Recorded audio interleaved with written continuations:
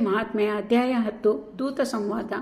ದೂತನಃ ಸುಗ್ರೀವ ದೇವಿಗೆ ಖ್ಯಾತನಃ ಮಹಾಶುಂಭ ದೈತ್ಯನ ಓತು ಕೈ ಹಿಡಿಯೆಂದು ಬಹ ಬಗೆಯಿಂದ ಬೋಧಿಸಿದ. ದೇವತೆಗಳು ಪುನಃ ತಮ್ಮ ಕೆಲಸ ಕಾರ್ಯಗಳಲ್ಲಿ ಎಂದಿನಂತೆ ನಿರತರಾದರು. ಕಾಲ ಕಳೆಯುತ್ತಿರುವಾಗ ಒಂದು ದುರ್ಘಟನೆ ನಡೆಯಿತು. ದೇವತೆಗಳ ಪದವಿಯನ್ನು ರಾಕ್ಷಸರು ಮತ್ತೆ ಕಿತ್ತುಕೊಂಡರು. ಈ ಬಾರಿ ಅಂತಹ ದುಸ್ಸಾಹಸಕ್ಕೆ ಕೈ ಹಾಕಿದ್ದು ಶುಂಭ ನಿಶುಂಭರು. ಶುಂಭ ನಿಶುಂಭ ಎಂಬ ರಾಕ್ಷಸರು ಬಹಳ ಕ್ರೂರಿಗಳು. ಅವರು ರಾಜರಿಗೆ ರಾಜರು ಎಂದು ಖ್ಯಾತಿ ಪಡೆದಿದ್ದರು. ಅವರಲ್ಲಿ ಶುಂಭನು ಹಿರಿಯ, ನಿಶುಂಭ ಅವನ ತಮ್ಮ, ಆಗ ಪ್ರಧಾನಮಂತ್ರಿಯೂ ಆಗಿದ್ದನು. ದೇವತೆಗಳನ್ನು ಹೆದರಿಸಿ ಅವರನ್ನು ತಮ್ಮ ಲೋಕಗಳನ್ನು ಬಿಟ್ಟು ಓಡಿ ಹೋಗುವಂತೆ ಮಾಡಿದರು. ಅವರು ರವಿಯ ಅಧಿಕಾರವನ್ನು ಕಿತ್ತುಕೊಂಡು ತಾವೇ ಸ್ವತಃ ಸೂರ್ಯನ ಕೆಲಸವನ್ನು ಮಾಡತೊಡಗಿದರು. ಇಂದ್ರನನ್ನು ಅಮರಾವತಿಯಿಂದ ಓಡಿಸಿ ತಾವೇ ಸ್ವರ್ಗಲೋಕವನ್ನು ಆಳತೊಡಗಿದರು. ಕುಬೇರ, ವರುಣ, ವಾಯುವ್ಯ, ಯಮರನ್ನು ಸದೆಬಡಿದು ತಾವೇ ಅಧಿಕಾರವನ್ನು ವಹಿಸಿಕೊಂಡರು. ದೇವತೆಗಳು ತಮ್ಮ ದುಸ್ಥಿತಿಗೆ ಬಹಳ ನೊಂದುಕೊಂಡು ಸಂಕಟಪಟ್ಟರು. ತಮ್ಮನ್ನು ಇಂತಹ ದುರ್ಗತಿಯಿಂದ ಪಾರು ಮಾಡುವವರು ಯಾರು ಎಂದು ಬಹಳ ಯೋಚಿಸಿ, ಈ ರಾಕ್ಷಸರು ಬ್ರಹ್ಮನನ್ನು ಒಲಿಸಿಕೊಂಡು ಅಮರತ್ವವನ್ನು ಪಡೆದಿದ್ದಾರೆ. ಅವರಿಗೆ ಯಾರಿಂದಲೂ ಮರಣವು ಪ್ರಾಪ್ತವಾಗುವುದಿಲ್ಲ. ಅವನನ್ನು ಕೊಲ್ಲಲು ಒಬ್ಬ ಸ್ತ್ರೀಯಿಂದ ಮಾತ್ರ ಸಾಧ್ಯ. ಮಹಿಷನನ್ನು ಕೊಂದ ದೇವಿಯೇ ಅವನನ್ನು ಸಂಹಾರ ಮಾಡಲು ಸೂಕ್ತವಾದ ಶಕ್ತಿ ಎಂಬ ನಿರ್ಧಾರಕ್ಕೆ ಬಂದರು. ದೇವಿಯನ್ನು ಕಾಣಲು ದೇವಾನುದೇವತೆಗಳು ಹೊರಟರು. ದೇವಿಯ ಸಮ್ಮುಖದಲ್ಲಿ ನಿಂತು ದೇವತೆಗಳು ತಾಯಿಯನ್ನು ಸ್ತುತಿಸಿದರು. ಹೇ ಲೋಕಮಾತೆ, ಮಾತೆ, ಶಾಂಭವಿ, ಪರಾಂಬೆ, ಹೈಮಾವತಿ, ಶಾಂತೆಯೇ, ಶಾರ್ವರಿ, ನೀನು ಸಜ್ಜನರ ಭಯವನ್ನು ಹೋಗಲಾಡಿಸುವ ತಾಯಿ, ನಿರ್ಮಲ ನೇತ್ರಳೆ, ಪೇರಣ ಬ್ರಹ್ಮಳೆ, ಭಕ್ತರ ಹೃದಯ ಕಮಲದಲ್ಲಿ ನೆಲೆಸಿರುವ ಮಾತೆ, ನೀನು ಮಾಯೆ, ಪರಾಂಬೆ, ಶಿವೆ, ಗೌರಿ, ರುದ್ರಾಯೆ, ತಾಯಿ ನಮೋ ನಮಃ. ನೀನು ನಿತ್ಯ ನೂತನೆ, ನೀನು ಅನಂತೆ, ನಿರ್ಮಾಯೆ, ಕಾರುಣ್ಯಮೂರ್ತಿ, ದಯಾಸಿಂಧು, ಜ್ಞಾನಾಕ್ಷಿ ನಮೋ ನಮಃ. ಸ್ವಯಂ ಸ್ಮರಣೆಯೇ, ಸುಜ್ಞಾನಿಯೇ, ಸೂಕ್ಷ್ಮಳೆ, ಆನಂದೆ, ಸ್ವಾನಂದಾತ್ಮೆ, ಸುಖರೂಪೆ, ನಿಜಶುದ್ಧ ಚಿತ್ತಳೆ, ಮಹಚ್ಚಿತ್ ಪ್ರಕಾಶಳೆ, ಸುಖರೂಪೆ, ನಿಜರೂಪಿಣಿ, ಕೃಷ್ಣೆ, ತೇಜಸ್ವಿನಿ, ಕಾತ್ಯಾಯಿನಿ, ಮಹಾಲಕ್ಷ್ಮಿ, ಸರಸ್ವತಿ, ಸ್ವರ್ಗಾಯಿ, ಮಂಗಳೆ, ನಿಶ್ಚಲೆ, ವೈಭವೈತೆ, ಓಂಕಾರಿ, ನೀನು ಮೂರು ಲೋಕಗಳ ಪ್ರತ್ಯಕ್ಷ ಮೂರ್ತಿ. ನೀನು ಯೋಗರೂಪಿಣಿ, ವೇದಾಂಗ ವ್ಯಾಪಿನಿ, ಚಿತ್ ಬಿಂದು, ಸಿದಾಭಾಸೆ, ಚಿಚ್ಛಾಯೆ, ಸದ್ಬುದ್ಧಿ ನೀನೇ ದುರ್ಬುದ್ಧಿ. ಹೇ ಜಗಮುಖ ಜನನಿ, ತಾಯಿ ನಿನಗೆ ನಾವು ನಮಸ್ಕರಿಸುತ್ತೇವೆ. ಮಾತೆ, ನೀನು ಮಹಿಷ ಸಂಹಾರಿಣಿ, ಶೌರಿ, ಕಾಪಾಲಿನಿ, ಕಾಳರಾತ್ರಿ. ಹೇ ಮಹಾಶಕ್ತಿ, ನೀನು ರಕ್ತಾಕ್ಷಿ, ಮಹಾರೌದ್ರಿ, ಜ್ವಾಲಾಮಾಲಿನಿ, ಮಹಾಜ್ವಾಲಿನಿ, ನೀನು ಜ್ವಾಲಾಮುಖಿ. ನಮೋ ನಮಃ ದೇವಿ. ತಾಯಿ, ನಿನ್ನಿಂದ ಲೋಕ ಕಲ್ಯಾಣವಾಗುತ್ತದೆ. ನೀನು ನಿತ್ಯ ವೀಣ ವಿನೋದೆ, ನೀನು ವಿಸ್ಮಯೆ, ನಿತ್ಯ ಆಗಮ ನಿಗಮಗಳಲ್ಲಿ ಸಂಚರಿಸುವವಳು, ನಿತ್ಯ ನಿರ್ಗುಣೆ, ನಿತ್ಯ ನಿಶ್ಚಲೆ, ನೀನು ನಿರ್ವಿಕಾರೆ, ನೀನು ಸಕಲ ಕಾರ್ಯಗಳ ಸಾಕ್ಷಿ, ನಿತ್ಯ ಮಂಗಳೆ, ನಿಗಮಗಳಿಗೆ ಮಾತ್ರ ಗೋಚರವಾಗುವವಳು, ನಿತ್ಯ ವಸ್ತು. ತಾಯಿ ಮಾತೃಸ್ವರೂಪಿಣಿ, ನೀನು ಶಾಂತಿ, ದಾಂತಿ, ಅಖಿಲ ಆವರಣ, ಚಿತ್ತ, ದತ್ತ, ಧಾತ್ರಿರೂಪಿಣಿ, ನೀನೇ ಯುಕ್ತಿ, ಮೂಲ, ಆಗಮ್ಯ, ದಯೆ, ವೃತ್ತಿ, ಅಚಲ, ಸತ್ಯ, ನೃತ್ಯ, ನಾದ, ಭವ, ಭಯ ವಿಹಾರಿಣಿ, ನೀನೇ ಮೃತ್ಯು, ಮಹಾವಿಶ್ವಸೂತ್ರಳು, ಅಶ್ವ, ಭಜ, ಶನಿ, ಪಶು, ಕ್ರಿಮಿ, ಸಕಲ ಚರಾಚರ ವಸ್ತುಗಳ ಸ್ವರೂಪಳಾಗಿರುವೆ. ಹೇ ಜಗಜ್ಜನನಿ, ನಮ್ಮನ್ನು ಕಾಪಾಡಿ. ತನ್ನ ಭಕ್ತರ ಆರ್ತನಾದನವನ್ನು ಕೇಳಿದ ದೇವಿ ಸೌಮ್ಯದಿಂದ, ದೇವತೆಗಳೇ, ನಿಮಗೆ ಒದಗಿ ಬಂದಿರುವ ಕಷ್ಟ ಯಾವುದು? ಎಲ್ಲರೂ ಒಂದೇ ಸಾರಿ ನನ್ನ ಬಳಿಗೆ ಆಗಮಿಸಿರುವಿರಿ. ನಿಮ್ಮ ಕಷ್ಟಗಳನ್ನು ವಿವರವಾಗಿ ತಿಳಿಸಿ ಎಂದು ಹೇಳಿ ಸಂತೈಸಿದಳು. ದೇವತೆಗಳು ದುಃಖದಿಂದ, ತಾಯಿ, ಮಹಿಷನ ಹಾವಳಿ ಹೆಚ್ಚಾದಾಗ ಅವನನ್ನು ಕೊಂದು ಕಾಪಾಡಿದ ದೇವಿ ನೀನು. ಪುನಃ ಈಗ ನಮಗೆ ಅಂತಹ ಆಪತ್ತು ಬಂದು ಒದಗಿದೆ. ರಾಕ್ಷಸರಲ್ಲಿ ಅತ್ಯಂತ ದುಷ್ಟರಾದ ಶುಂಭ ನಿಶುಂಭರು ಇಂದ್ರನ ಅಮರಾವತಿಯನ್ನು ಆಕ್ರಮಿಸಿಕೊಂಡಿದ್ದಾರೆ. ಅವರ ಕಿರುಕುಳವನ್ನು ತಾಳಲಾರದೆ ನಾವೆಲ್ಲ ನಿನ್ನ ಮೊರೆ ಬಂದಿರುವೆವು. ಆ ರಾಕ್ಷಸರು ಇಂದ್ರ, ವಾಯು, ವರುಣ, ಸೂರ್ಯ, ಚಂದ್ರ ಮೊದಲಾದ ದೇವತೆಗಳ ಸ್ಥಾನಗಳನ್ನು ಕಿತ್ತುಕೊಂಡು ಸ್ವರ್ಗದಲ್ಲಿ ತಾವೇ ಅಧಿಪತಿಗಳಾಗಿ ಆಳುತ್ತಿದ್ದಾರೆ. ನಮ್ಮ ವಾಹನಗಳು, ಆಯುಧಗಳು, ಕಲ್ಪವೃಕ್ಷ, ಕಾಮಧೇನು ರಾಕ್ಷಸರ ಪಾಲಾಗಿವೆ. ಅವರನ್ನು ಸಂಹಾರ ಮಾಡಲು ನಿನ್ನೊಬ್ಬಳಿಂದ ಮಾತ್ರ ಸಾಧ್ಯ ಎಂದು ಕೇಳಿಕೊಂಡರು. ದೇವತೆಗಳ ಮೊರೆಯನ್ನು ಆಲಿಸಿದ ದೇವಿಯು, ದೇವತೆಗಳೇ, ನೀವು ಹಿಮಾಲಯ ಪರ್ವತದಲ್ಲಿ ನಿಶ್ಚಿಂತವಾಗಿ ವಾಸ ಮಾಡಿ ಎಂದು ಹೇಳಿ ತಾನು ಅತ್ಯಂತ ಸುಂದರವಾದ ಸ್ತ್ರೀ ರೂಪವನ್ನು ಧರಿಸಿದಳು. ಅವಳ ಸೌಂದರ್ಯದ ಪ್ರಭೆ 4 ದಿಕ್ಕುಗಳಿಗೆ ಪ್ರಸರಿಸಿತು. ದೇವಿಯು ಹಿಮಾಲಯ ಪರ್ವತದ ತಪ್ಪಲಲ್ಲಿ ಓಡಾಡುತ್ತಿರುವ ಸಮಯದಲ್ಲಿ ಶುಂಭ ನಿಶುಂಭರು, ಭತ್ಯರು, ಚಂಡಮುಂಡರು ಬೇಟೆಯಾಡುತ್ತಾ ಅಲ್ಲಿಗೆ ಬಂದರು. ಆ ರೂಪಸಿಯರು ಸೌಂದರ್ಯವನ್ನು ಕಂಡು ಬೆರಗಾದರು. ಕೂಡಲೇ ಅಲ್ಲಿಂದ ರಾಕ್ಷಸ ರಾಜರ ಬಳಿಗೆ ತೆರಳಿ ತಾವು ಕಂಡ ಸೌಂದರ್ಯ ರಾಶಿಯ ಸ್ತ್ರೀ ರೂಪವನ್ನು ವರ್ಣಿಸಿದರು. ಹೇ ಅಸುರಾಧಿಪತಿ, ನಾವು ಇಂದು ಬೇಟೆಯಾಡುತ್ತಿರುವಾಗ ಅತ್ಯಂತ ಸುಂದರವಾದ ಸ್ತ್ರೀಯನ್ನು ಕಂಡೆವು. ಅವಳ ಸುಂದರವಾದ ದಿವ್ಯವಾದ ರೂಪವನ್ನು ಕಂಡು ನಾವು ಆಶ್ಚರ್ಯಚಕಿತರಾದೆವು.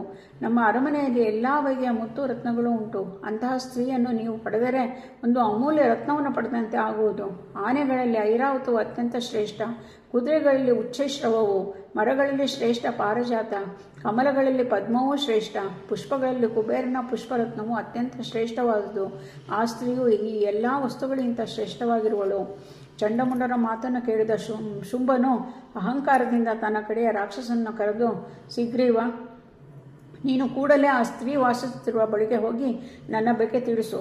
ಅವಳು ನನ್ನ ಅರಮನೆಗೆ ಬಂದರೆ ಕೇಳಿದಷ್ಟು ಹೊನ್ನು ಮುತ್ತು ರತ್ನ, ಕೇಳಿದ ಪದವಿ ಲಭಿಸುವುದು ಎಂದು ಹೇಳು. ಹಾಗೆಯೇ ಶುಂಭನು 3 ಲೋಕಗಳನ್ನು ಆಳುವ ರಾಜ, ಅವನು ತುಂಬ ಶೂರ ವೀರ ಎಂದು ತಿಳಿಸು. ಅವಳು ಬರದಿದ್ದರೆ ಮುಂದಲೇ ಹಿಡಿದು ಕರೆದುಕೊಂಡು ಬಾ ಎಂದು ಹೇಳಿದನು. ತನ್ನ ಒಡೆಯನ ಮಾತನ್ನು ಹೊತ್ತು ದೇವಿ ವಾಸಿಸುತ್ತಿರುವ ಹಿಮಗಿರಿಗೆ ಸುಗ್ರೀವನು ಹೊರಟನು. ಅಲ್ಲಿ ದೇವಿಯನ್ನು ಕಂಡು ಅವನಿಗೆ ಮಾತು ಹೊರಡದಾಯಿತು. ಅವಳ ಅದ್ಭುತ ಸೌಂದರ್ಯವನ್ನು ಕಂಡು, ಈಕೆಯು ಜಗತ್ತಿನಲ್ಲೇ ಅತ್ಯಂತ ಸುಂದರಳಾಗಿರುವಳು, ಬಹುಶಃ ಈ ಸ್ತ್ರೀ ತ್ರಿಮೂರ್ತಿಗಳಿಗೆ ಜನ್ಮ ನೀಡಿರಬಹುದೇ ಎಂಬ ಸಂದೇಹ ರಾಕ್ಷಸನ ಮನಸ್ಸಿನಲ್ಲಿ ಮೂಡಿತು. ತಾನು ಮಾತನಾಡಿಸಿದರೆ ಮಾತನಾಡುತ್ತಾಳೋ ಇಲ್ಲವೋ ಎಂಬ ಸಂಶಯ ಬಂದರೂ ಮಾತನಾಡಲು ಉಪಕ್ರಮಿಸಿದನು. ದೇವಿ, ನೀನು ಈ ಘೋರವಾದ ಅರಣ್ಯದಲ್ಲಿ ವಾಸಿಸಲು ಕಾರಣವೇನು? ನಿನ್ನಂತಹ ಸುಂದರಿ ವಾಸಿಸುವ ಸ್ಥಳ ಇದಲ್ಲ. ಇಲ್ಲಿ ಕಾಡು ಮೃಗಗಳು, ಸಿಂಹ, ಹುಲಿಗಳು ವಾಸವಾಗಿವೆ. ನಿನ್ನ ಪತಿಯ ಹೆಸರೇನು? ನೀನು ಯಾರು? ಹಿಮವಂತನ ಸುತೆಯಾದ ಪಾರ್ವತಿಯು ಬಿಂಕದಿಂದ, ನಾನು ಯಾರಾದರೆ ನಿಮಗೇನು? ನಮ್ಮ ವಿಷಯ ನಿಮಗೆ ಯಾಕೆ? ನಾವು ಕಾಡು ಮನುಷ್ಯರು. ನೀನು ಇಲ್ಲಿಂದ ಜಾಗ ಖಾಲಿ ಮಾಡು ಎಂದಳು. ಸುಗ್ರೀವನು ದೇವಿಯ ಬಿಗುಮಾತುಗಳನ್ನು ಕೇಳಿ ವಿವೇಕದಿಂದ ಮಾತನಾಡಿ ಆಕೆಯ ಬಗ್ಗೆ ತಿಳಿದುಕೊಳ್ಳಲು ಯತ್ನಿಸಿದನು. ದೇವಿ, ಇಲ್ಲಿ ಒಬ್ಬನೇ ಒಬ್ಬ ನರಮಾನವ ಓಡಾಡುತ್ತಿಲ್ಲ. ಇಂತಹ ದಟ್ಟವಾದ ಅಡವಿಯಲ್ಲಿ ಒಬ್ಬಳೇ ವಾಸವಾಗಿರಲು ಕಾರಣ ಏನು? ನಾನು ನಿನ್ನ ಬಗ್ಗೆ ದಯೆಯಿಂದ ಕೇಳಿದರೆ ನೀನು ಕೋಪಿಸಿಕೊಳ್ಳುತ್ತಿರುವೆ. ಆಗ ದೇವಿಯು, ತಮ್ಮಂತಹವರು ನಮ್ಮ ಮೇಲೆ ದಯೆ ತೋರಿರುವುದರಿಂದಲೇ ನಾವು ಈಗ ಮೌನವಾಗಿರುವೆವು. ನಾವ್ಯಾರು ಎಂದು ಕೇಳಿದೆಯಲ್ಲವೇ? ನನ್ನನ್ನು ದೇವಿ ಎಂದು ಕರೆಯುತ್ತಾರೆ. ನನಗೆ ಪತಿ ಇಲ್ಲ. ನಾನು ಯಾವಾಗಲೂ ಈ ಕಾಡಿನಲ್ಲಿ ಒಂಟಿಯಾಗಿಯೇ ಜೀವಿಸುತ್ತಿರುವೆ. ನನ್ನನ್ನು ದುಷ್ಟರು, ದುಷ್ಟಮೃಗಗಳು ಏನೂ ಮಾಡಲಾರವು. ನನಗೆ ಪ್ರಪಂಚದ ಜನಗಳ ಜೊತೆ ಮಾತುಕತೆ ಇಲ್ಲ. ಜಗತ್ತು ಒಬ್ಬ ಪುರುಷನ ಆಜ್ಞೆಯ ಮೇಲೆ ನಡೆಯುತ್ತಿದೆ. ಹಾಗೆಯೇ ನಾನು ಕುಶಲವಾಗಿರುವೆ ಎಂದಳು. ಮಾತೆ, ನಾನು ಸುಗ್ರೀವ, 3 ಲೋಕಗಳನ್ನು ಆಳುತ್ತಿರುವ ಶುಂಭ ನಿಶುಂಭ ಎಂಬ ಅಸುರರ ಮಂತ್ರಿ. ಶುಂಭ ನಿಶುಂಭರು ಬಹಳ ಶೌರ್ಯ ಸಾಹಸಿಗಳು. ಶುಂಭನ ಸಾಹಸಕ್ಕೆ 1000 ಮುಖದ ಆದಿಶೇಷನೂ ಹೆದರುತ್ತಾನೆ. ಆಕಲ ದೇವತೆಗಳನ್ನು ಅಸುರರು ಓಡಿಸಿ ತಾವೇ ರಾಜರಾಗಿ ಮೆರೆಯುತ್ತಿದ್ದಾರೆ. ಯಜ್ಞದ ಆಹುತಿಗಳಲ್ಲಿ ಅವರಿಗೆ ಪಾಲು ದೊರೆಯುತ್ತಿದೆ. ಅವನ ಆಜ್ಞೆಯಿಂದಲೇ ಸಮಸ್ತ ಜಗತ್ತು ನಡೆಯುತ್ತಿದೆ. ದೇವತೆಗಳು ದುಃಖದಿಂದ ಅಜ್ಞಾತವಾಸ ಅನುಭವಿಸುತ್ತಿದ್ದಾರೆ. ಅವನು ಗಾಳಿ ಬೆಳಕು ಅಗ್ನಿಯಾಗಿ ಪ್ರಜ್ವಲಿಸುತ್ತಿದ್ದಾನೆ. ಶಿವನ ಜಡಿಯ ಚಂದ್ರನಾಗಿ ಲೋಕವನ್ನು ಪಾಲಿಸುವ ನವಗ್ರಹಗಳಾಗಿ ಜಗತ್ತನ್ನು ನಡೆಸುತ್ತಿದ್ದಾನೆ. ಇಂದ್ರನು ಸ್ವರ್ಗದಿಂದ ಪಲಾಯನ ಮಾಡಿರುವುದರಿಂದ ಶುಂಭನು ರಾಜನಾಗಿ ಮೆರೆಯುತ್ತಿದ್ದಾನೆ. ಅದೇ ರೀತಿ 3 ಲೋಕಗಳ ಮುತ್ತು ರತ್ನಗಳು ನಮ್ಮ ಬಳಿ ಉಂಟು. ಇಂದ್ರನ ಐರಾವತ ಕ್ಷೀರ ಸಮುದ್ರದಲ್ಲಿ ಉದಯಿಸಿದ ವಾರಣೀಯರು ಅವನ ವಶವಾಗಿದ್ದಾರೆ. ಅವನು ನವರತ್ನದ ಮಾಲೆಯಂತೆ ಕಾಣುವನು. ಅದರಲ್ಲಿ ನಿಶುಂಭನು ನವರತ್ನದಂತೆ ಇರುವನು. ಶುಂಭನ ತಮ್ಮ ನಿಶುಂಭ. ದೇವತೆಗಳ ಸಂಪತ್ತು, ಗಂಧರ್ವರ ಅಮೂಲ್ಯ ರತ್ನಗಳು, ಇಂದ್ರನ ವಜ್ರಾಯುಧ ಸಕಲವೂ ನಮ್ಮ ಬಳಿ ಇವೆ. ಅಂತಹ ಅಮೂಲ್ಯ ಸಂಪತ್ತಿನ ಜೊತೆ ನಿನ್ನಂತಹ ಅಮೂಲ್ಯವಾದ ಸ್ತ್ರೀ ರತ್ನವು ನಮ್ಮ ಬಳಿಗೆ ಬಂದರೆ ಅಸುರರ ಕೀರ್ತಿ ಉಜ್ವಲಗೊಳ್ಳುವುದು. ನಾನು ನಿನ್ನ ಸೇವಕ. ನೀನು ನನ್ನ ಜೊತೆ ಬಂದು ಶುಂಭನನ್ನು ಶುಂಭನ ಕೈ ಹಿಡಿದು ವರಿಸು. ನಿನಗೆ ಸಕಲ ಸಂಪತ್ತು ದೊರೆಯುವುದು. ನಿನ್ನ ಕೈಯಲ್ಲಿ ಸಿರಿ ಸಂಪತ್ತು ಹರಿದಾಡುವುದು. ಶುಂಭನ ಮಂತ್ರಿ ಸುಗ್ರೀವನ ಮಾತನ್ನು ಕೇಳಿ ದೇವಿಯು ನಸುನಕ್ಕಳು. ಸುಗ್ರೀವ, ನೀನು ನುಡಿದ ಮಾತು ಸತ್ಯ. ಶುಂಭ ನಿಶುಂಭರು 3 ಲೋಕಕ್ಕೆ ಒಡೆಯರು. ಅವರನ್ನು ವರಿಸುವ ಭಾಗ್ಯ ನನ್ನದಲ್ಲ. ನನಗೆ ಪೂರ್ವಜನ್ಮದ ಪ್ರಾರಬ್ಧ ಅಂಟಿಕೊಂಡಿದೆ. ಅದನ್ನು ತೊಳೆದುಕೊಳ್ಳದೆ ನಾನು ಬರುವ ಹಾಗಿಲ್ಲ. ನನ್ನನ್ನು ವಿವಾಹವಾಗಿ ಪತ್ನಿಯಾಗಿ ಪಡೆಯಬೇಕೆಂದರೆ ನನ್ನನ್ನು ಯುದ್ಧದಲ್ಲಿ ಜಯಿಸಬೇಕು. ಆದರೆ ಇದುವರೆಗೆ ನನ್ನನ್ನು ಯಾರೂ ಯುದ್ಧದಲ್ಲಿ ಸೋಲಿಸಿಲ್ಲ. ನಿನ್ನ ಶುಂಭನು ನನ್ನನ್ನು ಜಯಿಸಿದರೆ ಮಾತ್ರ ನಾನು ಅವನಿಗೆ ಪತ್ನಿಯಾಗಿ ಬರುವೆ.